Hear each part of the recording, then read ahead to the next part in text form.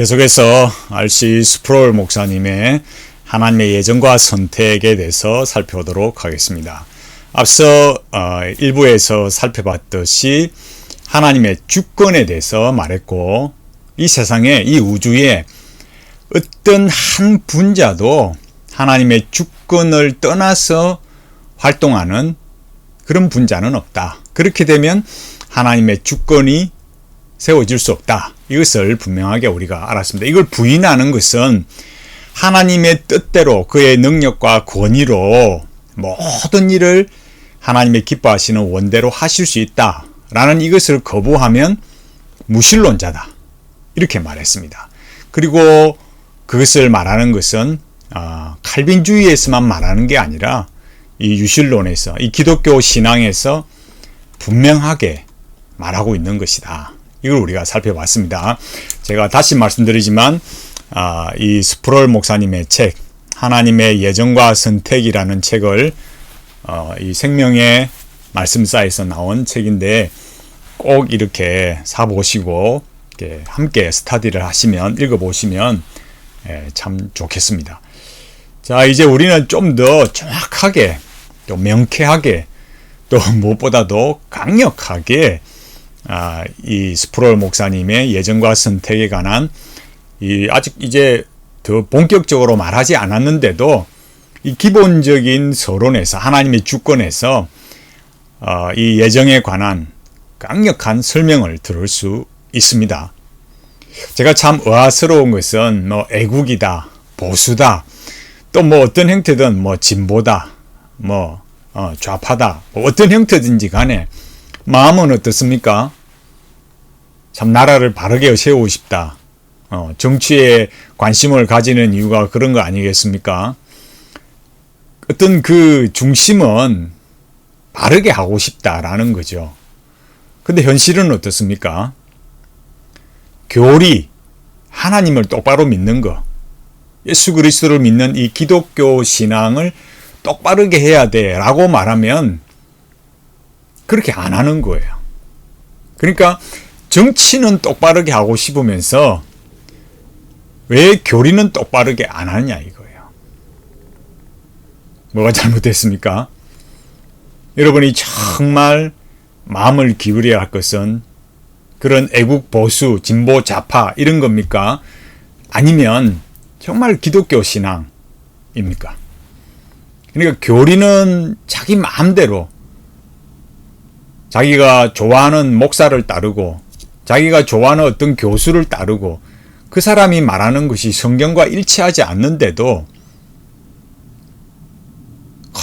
그냥 내가 좋아하는 분이라고 따라가는 그것이 과연 기독교 신앙이겠습니까? 제가 앞서 여기 하나님의 주권을 말할 때도 어땠습니까?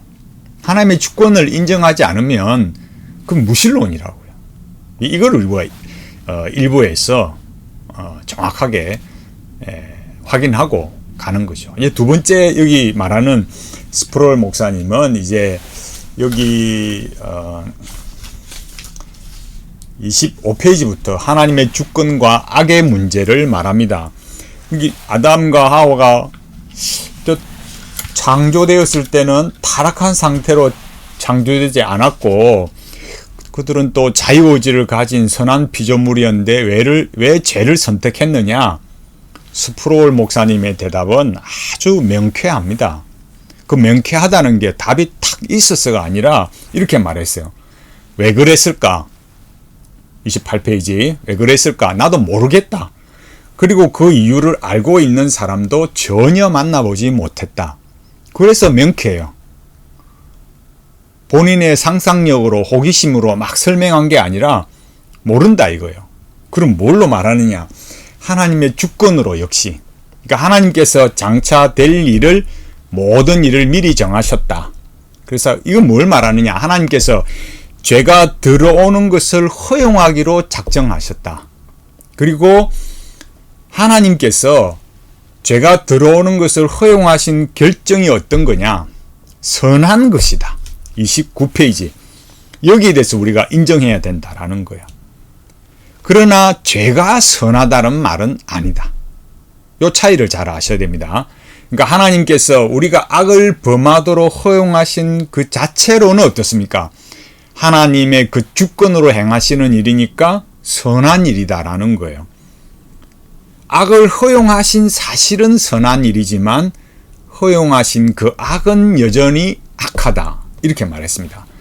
다시 말해서 이 모든 일에 대한 하나님의 일하심은 완전히 어렵고, 그러나 우리가 그 악에 참여하게 되는 것은 악한 일이에요.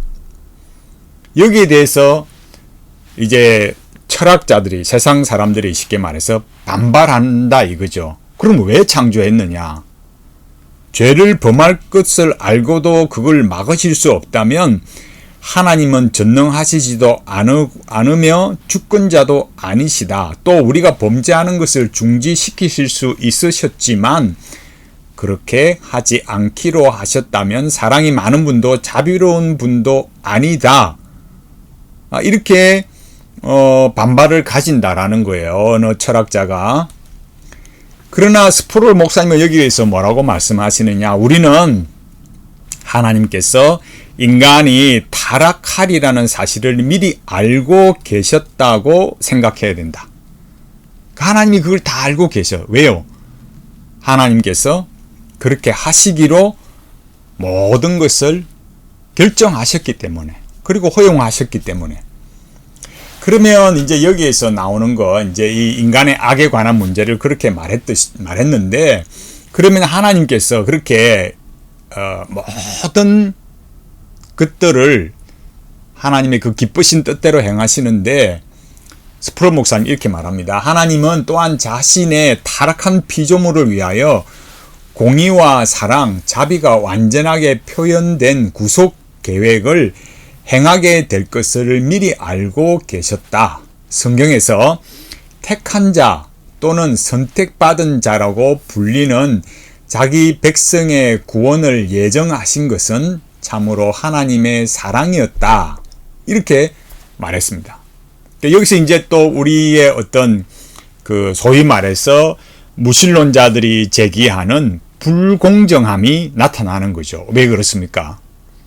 하나님께서 택한 자, 선택받은 자라고 불리는 자기 백성의 구원을 예정하셨다고 말하니까요. 그 불신자 입장에서, 무신론자의 입장에서는 굉장히 불공정해 보이는 거죠. 여기 이렇게 말합니다. 문제는 선택받지 못한 사람들이다. 일부 사람들이 구원으로 선택받지 못했기 때문에 하나님이 그들에게 별로 사랑을 나타내지 않으신 것처럼 보인다. 그렇죠. 그렇게 보이지 않겠어요? 그리고 선택받지 못한 사람들의 입장에서 보면 어떻습니까? 차라리 태어나게 하지도 말시지. 이런 마음을 가지는 거죠. 여기에 대해서 스프롤 목사님이 이렇게 말했습니다. 우리는 참으로 어려운 질문을 해야 한다. 하나님을 미워하고 끊임없이 그분의 건의와 거룩하심에 대항하여 반역을 일삼는 피조물을 향해 의로우신 하나님이 사랑을 나타내셔야 할 이유가 있는가? 이 질문 잘 들어보십시오. 그러니까 끊임없이 하나님의 그 의로우신 하나님에 대한 그죠? 그 건의와 거룩하심에 대해서 계속해서 대항하고 반역을 일삼는 그런 피조물에게 하나님께서 그 의로우신 사랑을, 그 사랑을 계속 나타내야 할 이유가 있느냐라는 거예요. 그러면 이 스프롤 목사님이 말씀하시는 이런 겁니다. 그러니까 왜 철학자의 반론이 앞에 분명히 무엇이었습니까? 죄를 범할 것을 알고도 왜 막지 않으셨는가? 그렇게 하면 하나님이 주권자가 아니시다. 이렇게 말하는 거죠. 그리고 왜 택함 받은 자가 있고, 그럼 선택받지 못한 자가 있느냐? 불공정하다. 이렇게 보는 거죠. 여기에 대해서 스프롤 목사님이 던지는 질문이 뭐라고요? 하나님의 권위와 거룩하심에 계속해서 대항하는 자에게 하나님께서 그 어려운 사랑을 베풀어야 할 필요가 있느냐라는 거예요. 이 관점이 굉장히 중요한 것입니다. 그럼 왜 이런 철학자들이 이런 제기를 하느냐, 이런 반론을 제기하느냐라고 할 때, 하나님이 죄악된 피조물에게 사랑의 빚을 지고 계신다는 사실을 암시하고 있다. 다시 말해서 철학자들이 왜 선택받지 않은 사람, 왜 이런 구분이 왜 있습니까? 불공정해요. 이렇게 말하는 그 철학자의 마음에 뭐가 있다고요? 하나님께서 그렇게 하나님의 공의와 거룩하심, 하나님의 권위와 거룩하심에 지속적으로 반기를 드는 그 사람들에게 하나님께서 무슨 사랑의 빚을 지고 계신다고 전제를 하고 있다라는 거예요. 인간이 하나님을 떠난 인간, 또 하나님의 그 권위와 거룩하심, 그러니까 하나님의 주권이라 했잖아요. 그 하나님의 주권에 계속해서 반기를 드는 그 사람들의 그 마음속에 자기가 뭘 생각하고 있어요? 하나님은 우리한테 사랑의 빚을 지고 있어. 이렇게 생각하고 있다라는 그 잘못된 전제를 가지고 있다라는 거예요. 스프롤 목사님이 여기에 대해서 정말 잘 말씀해 주고 있습니다. 그 대답이 뭘까요? 이렇게 말했습니다.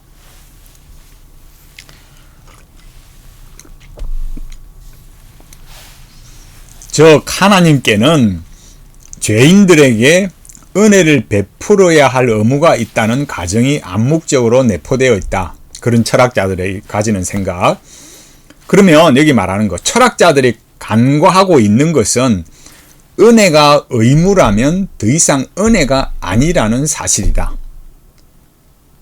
그러니까 선택과 선택받지 못한 것에 대한 선택자가 있고 선택받지 못한 자, 예정된 자가 있고 그렇지 못한 자가 있다라고 말할 때 누구는 천국 가고 누구는 왜 지옥 가느냐라고 할 때 그 사람들이 마음에 뭘 생각하고 있다고요?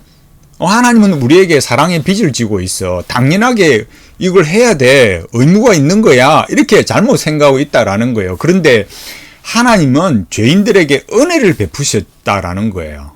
그러니까 하나님께서 가지신 베풀어 주시는 그 은혜가 의무가 되면 은혜가 아닌 거죠. 그건 뭡니까? 거래고 거래에 정당한 보상을 주는 거잖아요. 그러니까 잘못된 거죠. 그래서 이렇게 말합니다. 은혜의 본질은 은혜를 받을 만한 자격이 없다는 사실에 있다. 하나님은 항상 긍휼히 여길 자를 긍휼히 여기실 권리가 있으시다. 역시 뭐예요? 하나님의 주권이다 이거예요. 그래서 일부에서 제가 뭐라 했습니까? 하나님의 주권을 거부하는 자는 무신론자다 이거예요. 하나님의 예정과 선택을 거부하는 자는 결국 하나님의 주권을 거부하는 자고, 소위 철학자라고 대변되는 이 무신론자들이 제기하는 거, 하나님이 우리에게 은혜를 베푸실, 사랑해야 될 의무가 있어, 이렇게 착각하고 있다라는 거예요. 하나님은 사람들에게 공의를 베푸실 의무가 있을지언정 긍휼을 베푸셔야 할 의무는 결코 없으시다. 그러니까 하나님께서 인류에게 이렇게 살아야 돼 라고 공의를 말씀하시는 의무가 있지만 긍휼을 베풀어야 할 의무는 없는 거죠. 여기 31페이지에 와서 이렇게 말합니다. 이러한 문제들은 하나님의 주권을 믿는 모든 그리스도인에게 제기된다. 이 문제들은 예정론에 관한 특정한 견해에만 독특한 것이 아니다. 그 다음에 또 사람들이 가지는 거 이거예요. 사람들은 하나님이 모든 죄인을 위해 구원의 방법을 마련하실 만큼 충분히 사랑하신다고 주장한다.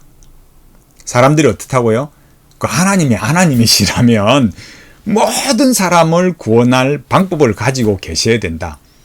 그러니까 누구는 천국 가고 누구는 지옥 가고 이런 거 없이 하나님이 사랑이시고 하나님이 하나님이시라면 모든 사람을 다 구원해야 된다라고 이렇게 생각한다 이거예요. 오직 택한 자들에만 구원을 한정시키는 칼빈주의의 하나님은 사랑이 부족한 것처럼, 부족한 분처럼 보인다. 그렇게 생각이 들겠죠.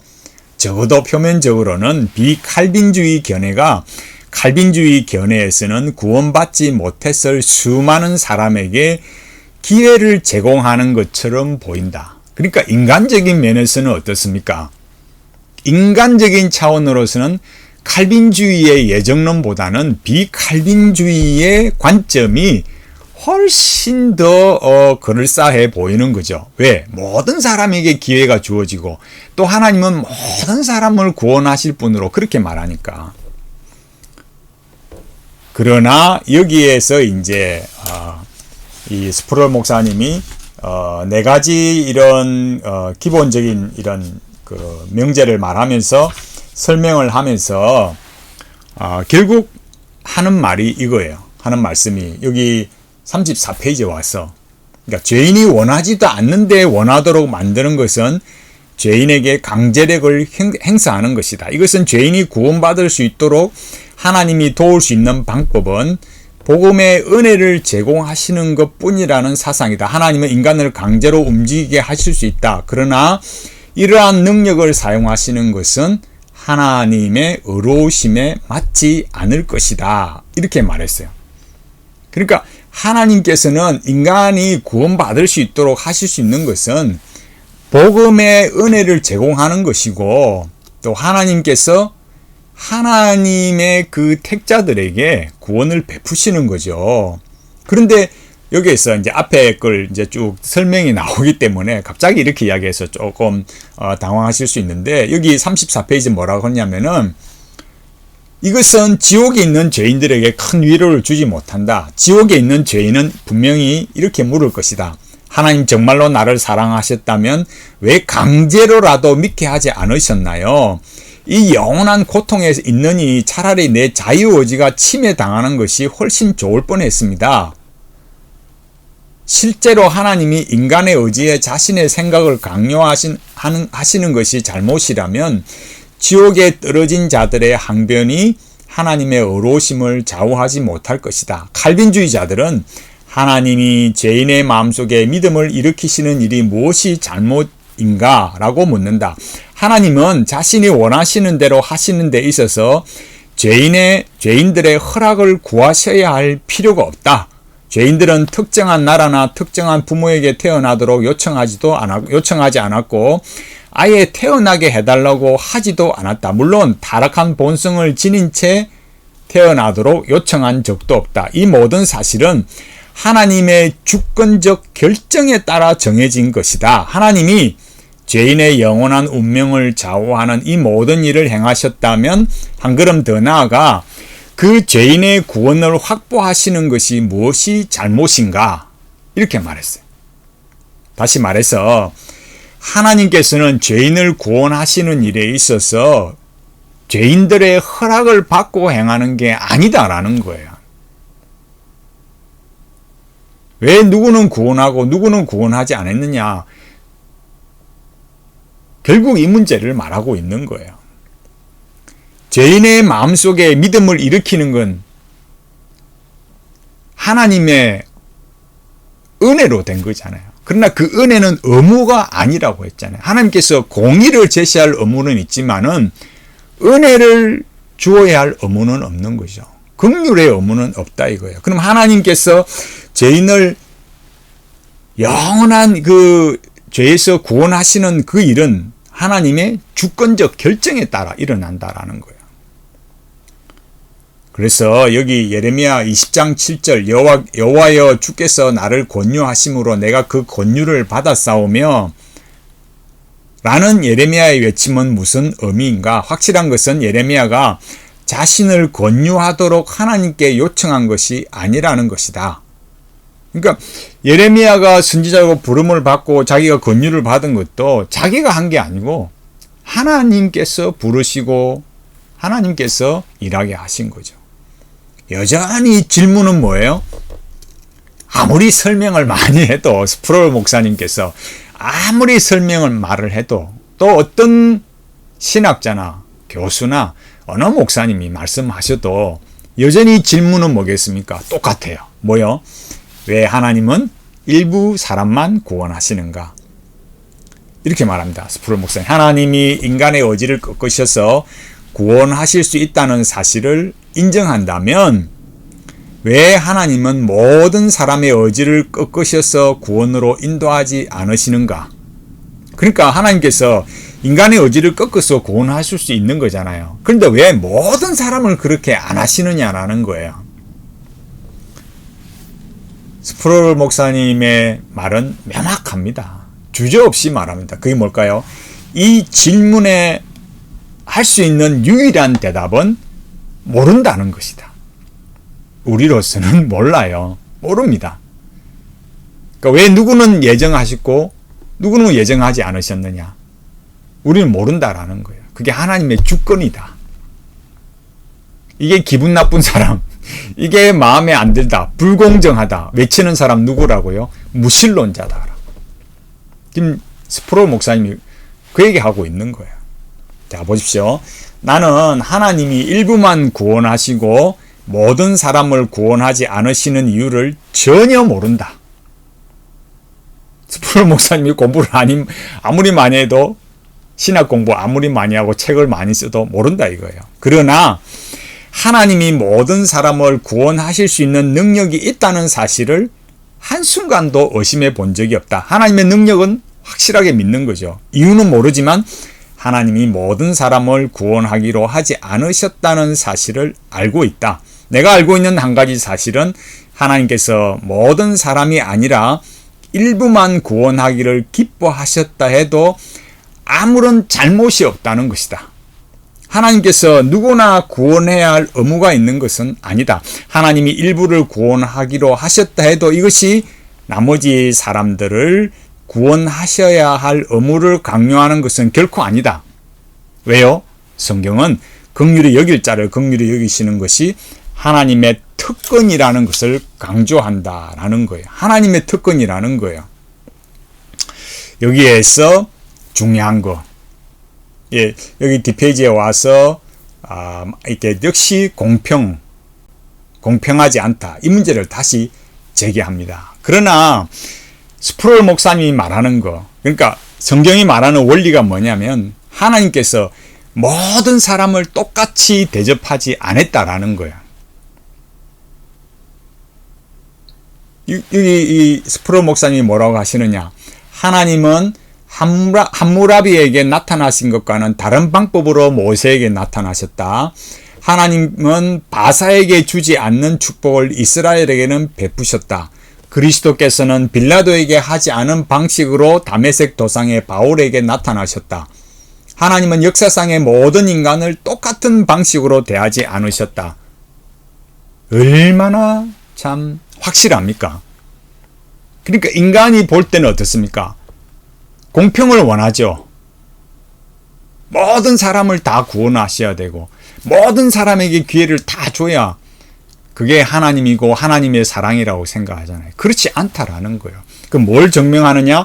역사가 그걸 증명한다. 하나님께서 저 함무라비, 바사, 또 심지어 바로, 그죠? 어떤 역사의 왕들에게나 인물에게 대하신 방식과는 다르게 믿음의 조상들에게 하나님께서 역사하셨던 거죠. 그게 기분 나쁩니까? 불공평합니까? 아니라는 거예요. 왜 아닙니까? 하나님께서 주권을 가지고 계시기 때문에. authority, 하나님께서 창조자이시고 하나님께서 그 권위와 능력으로 최고의 입법자로 최고의 통치자로 다스리고 계시기 때문에 온 천하의 만물들은 그 앞에서 잠잠할지어다, 그게 나오는 거예요. 아멘 할 수밖에 없잖아요. 그러나 무신론자는 뭐라 한다고요? 불공평해요. 지금 뭐라고 말하고 있는지 잘 보라는 거예요. 지금 RC 스프롤 목사님께서 하나님의 예정과 선택을 말하면서 주권, 하나님의 주권을 먼저 말하잖아요. 그러니까 하나님께서 모든 사람을 구원하지 않으신다는 건 뭘 말하는 거예요? 하나님께서 모든 사람을 공정하게 대하지 않으셨다. 그게 역사상에 실제로 이루어졌다라는 거예요. 그래서 공평이라는 말은 공의롭다는 뜻이기도 한데, 우리가 여기서 중요한 건 뭘 정확하게 말해야만 하겠습니까? 그건 뭐냐면 하나님 앞에서 모든 사람이 죄책이 있다라는 거예요. 제가 계속 말했잖아요. 자유의지를 부정하는 사람은 뭘 인정하지 않는다고요? 원죄와 이 인간의 전적인 타락을 인정하지 않는 거래요. 자기가 죄인이라는 사실. 저 에스겔 골짜기에 저 마른 뼈와 같이 이미 영적으로 죽은 상태에 있단 말이죠. 안 그렇습니까? 에베소서 2장 1절에 말하듯이 우리는 허물과 죄로 죽었어요.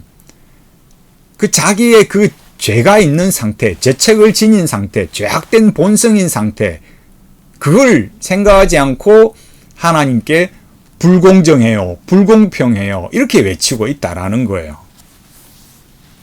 그래서 이렇게 말합니다. 스프롤 목사님. 어떤 사람은 마땅히 받아야 할 공의를 받았고 어떤 사람은 긍휼을 입었다. 어떤 사람이 긍휼을 입었다고 해서 다른 사람도 긍휼을 입어야 하는 것은 아니다. 하나님께는 감형을 시행하실 수 있는 권리가 있다. 그러니까 누구는 긍휼히 여기고 누구는 긍휼히 여기지 않는 것은 누구의 권리입니까? 하나님의 권리다. 하나님의 주권이다. 이걸 거부하면 뭐라고요? 무신론자다.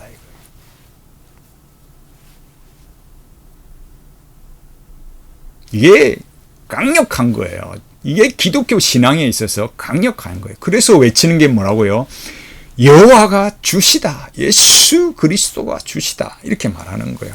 그 다음 하는 말이 이겁니다. 나는 인간으로서 하나님이 모든 사람에게 똑같이 긍휼을 베풀어 주시길 바란다. 그러나 나는 그것을 요구할 수 없다. 하나님이 모든 사람에게 구원하시는 긍휼을 베풀길 기뻐하지 않으신다면 나는 그분의 거룩하고 어려운 결정에 순복해야 할 것이다. 하나님께는 죄인에게 자비를 베풀으셔야 할 의무가 결코 없다. 이것은 하나님의 은혜를 충분히 이해하려면 반드시 강조해야 할 사실이다. 하나님께서 그러니까 일부 사람에게만 자비를 베푸시는 거예요. 하나님께서는 가룟 유다에게는 긍휼을 베풀지 않으셨어요. 베드로에게는 긍휼을 베푸셨어요.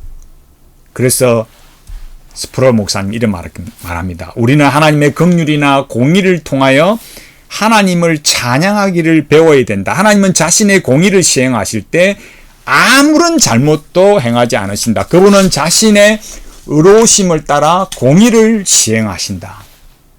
아멘입니다. 누가 여기에 대해서 기독교 신앙인이라면 누가 여기에 대해서 그리고 기독교 신앙인 뿐만 아니라 온 천하의 어떤 인간도 그 앞에서 아멘하고 엎드려야 되는 겁니다. 하나님께서 모든 사람을 공정하게 대하지 않으셨습니다. 왜 가룟 유다에게는, 왜 베드로에게는, 왜 다르게 하나님이 그렇게 하셨습니까? 그게 하나님의 주권이다. 하나님의 주권이다. 이걸 인정하는 사람이 진정한 기독교인이다. 우리가 이것을 알고 하나님의 예정과 선택을 말할 때 하나님의 주권이 올바르게 선포되는, 또 고백하고 믿고 살아가는 그런 신앙인으로, 참된 믿음으로 하나님 앞에 살아가기를 간절히 바라겠습니다.